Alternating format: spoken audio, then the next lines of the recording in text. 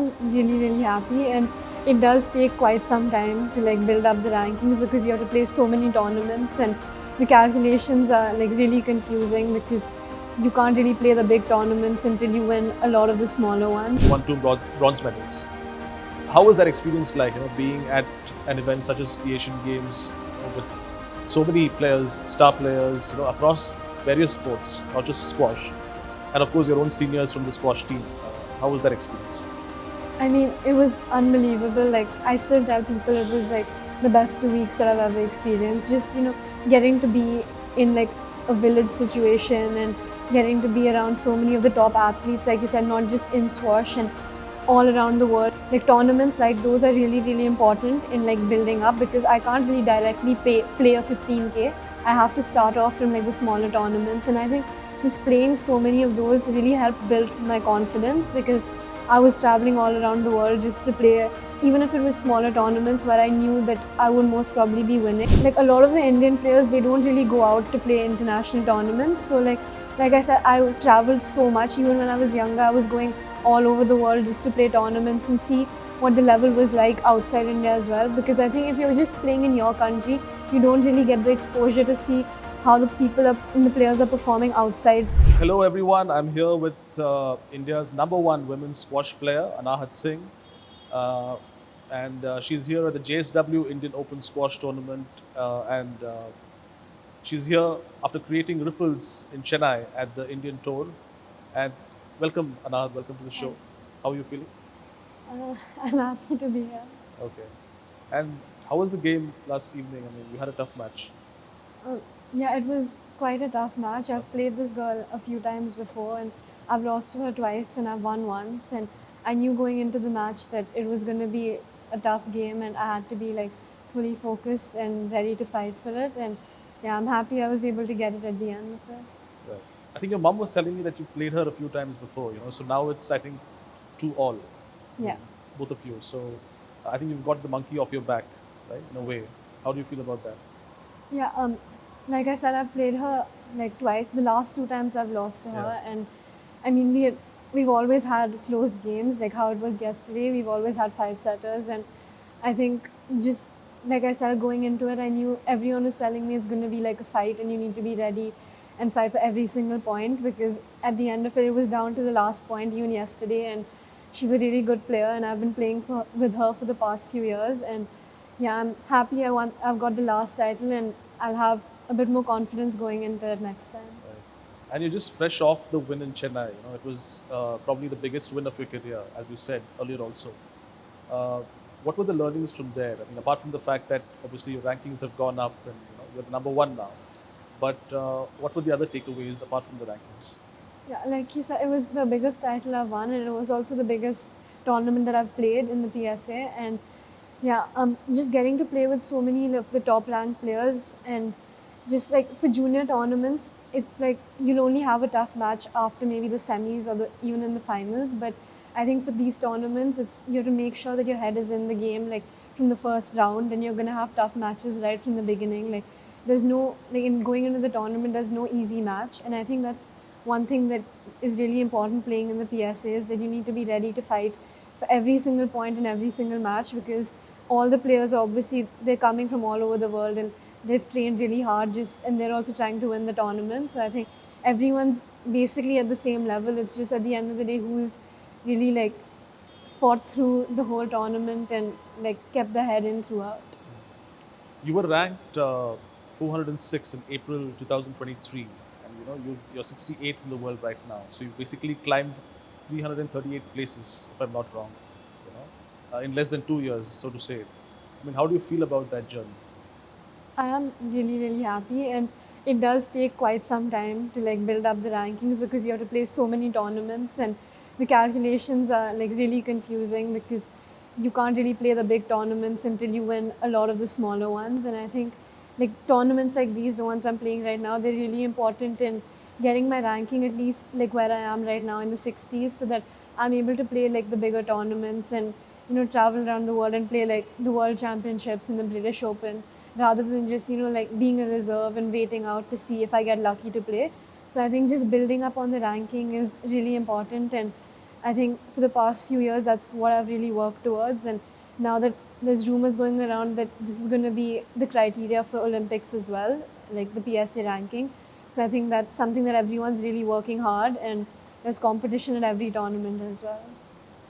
And Anahat, you're just 17. You're fairly young, but you've actually started off really young. I mean, your first taste of success as a professional was at the Asian Games, if I'm not wrong. You won two bronze medals. How was that experience like? Being at an event such as the Asian Games, with so many players, star players, across various sports, not just squash, and of course your own seniors from the squash team. How was that experience?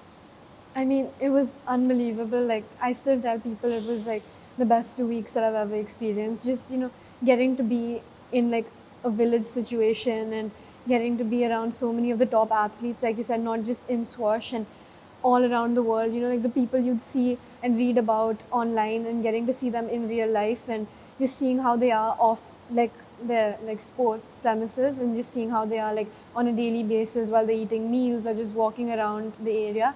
I think that was something that, it was just getting to experience that at such a young age. It's something that I'm never going to forget, and it was one of like the main turning points in my career as well. Right. Now let's just talk about 2024. The last year. You I think started off ranked 133, and then you went on to win 9 PSA Challenger titles. It was an incredible year for you. Just talk me through that, through the year, and what were the learnings, and if any specific tournaments that you could think of where you learned something that helped you, and which is helping you right now. So like you said, I won like 9 of the PSA Challenger Tour, but they were like the smaller PSA titles. Like this is a 15K, and I was winning like the 3Ks. But I think because it was initially on to like I wasn't really that high up in the rankings, so like tournaments like those are really important in like building up, because I can't really directly play a 15K. I have to start off from like the smaller tournaments, and I think just playing so many of those really helped build my confidence, because I was traveling all around the world just to play, even if it was smaller tournaments where I knew that I would most probably be winning. I think it just helps a lot in like seeing what it is like playing in different countries in different situations, and I think that helps out a lot. And just when you go out to play the bigger tournaments as well, because you really know what it's like playing different players from different countries and what the level is going to be like. And yeah, I think I'd say I went to Australia to play 2 6K titles, which really like helped my ranking go up, because that was until I won the tournament last week. It was the biggest title I won to date. So I think those 2 titles were really important in building up my ranking as well. Right. And Anahat, when you talk about squash at the elite level, international level, obviously you're number one now, uh, and obviously you're on the up. When you talk about at the elite level, I mean, where do Indian players, in your opinion, lack? What are the areas that we can improve upon, in your opinion, uh, when you compare Indian players to, let's say, the best players in the world, squash players? I mean, I don't think I can really say much because I still have a lot to learn as well. But I'd say But just what are like your observations like? What do you feel?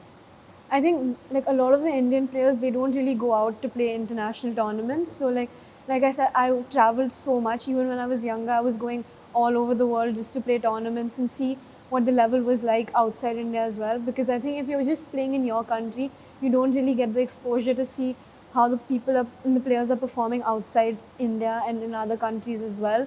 Because like, India's obviously doing a lot better than they were in squash, but I think you really have to see what it's like in countries like Egypt, England, US, and see what the players are like there, and play a few of the international tournaments. Even if you're not sure if you're going to do well, it's really important to just go and see what it's like and play in that situation, play with people you've never really heard of before, and you're just getting in with like a fresh mind and playing the best you can, and just seeing what it's like when you're playing a player you've never even heard of. Like, for example, you mentioned Egypt. So Egyptian players are really good, is what I understand. So what do you feel do they have that, which, let's say, we could learn from, or that you picked up, for instance?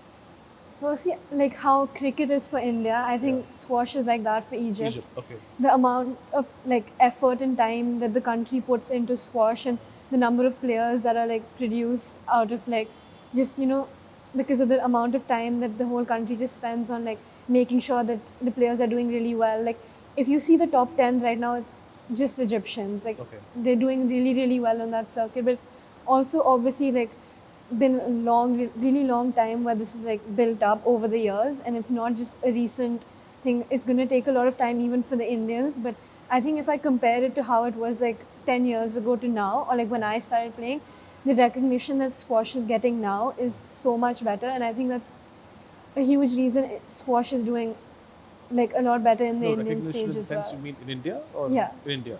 Yeah. Okay. And Anahat, now obviously squash has been included in the LA Olympics, LA 28, and there is a strong possibility that you're going to perhaps feature in the Olympics. I mean, let's hope for the best, and I wish you well. And maybe you never know. I mean, perhaps win a medal as well. How excited are you about the prospect of being there at the Olympics and just soaking in all the atmosphere there at LA? I mean, it wasn't into the Olympics until last year, like we figured Okay. it out, and it's only then 2028. Yeah. And I think it's something that all squash players have been waiting for the longest time. It's the first time that it's coming in the Olympics as well. So I think everyone's just working towards that now. That's the main aim that's in mind. And like, the competition is going to be really tough. Like no one knows what the criteria is yet. I think they're only going to announce it a few years before the Olympics. But Okay. yeah, I mean, everyone's just working towards that with that goal in their mind. And I'm really excited as well. Obviously, just getting to play. I'm not really thinking about the medal right now. I'm just thinking about getting selected and going there and doing my best. And Right. I mean, if a medal comes along as well, that would be an amazing deal. Right.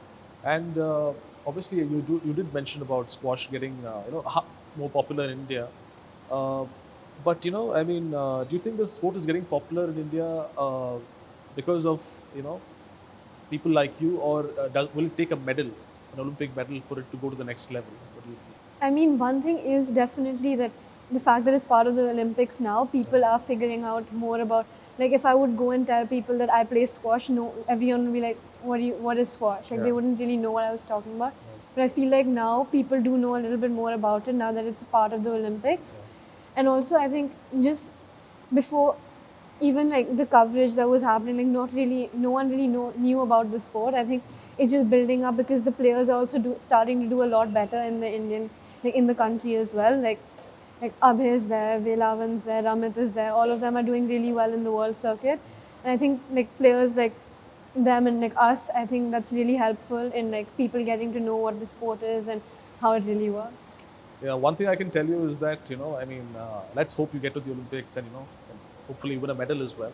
But I think if you do win a medal, I think it's going to be a deja vu moment for Indian squash, because someone so young winning a medal at the Olympics is going to create a huge effect on Indian squash, is what I personally feel. So let's see how that pans for you. Wish you all the best.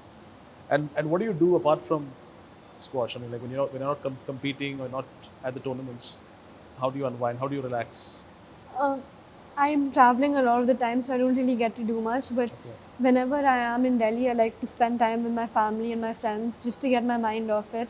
And also, I really like painting and playing the piano and so on. So now, thank you so much. I wish you all the best, and may you get to the Olympics and may you win an Olympic medal for India. And all the best. Bye.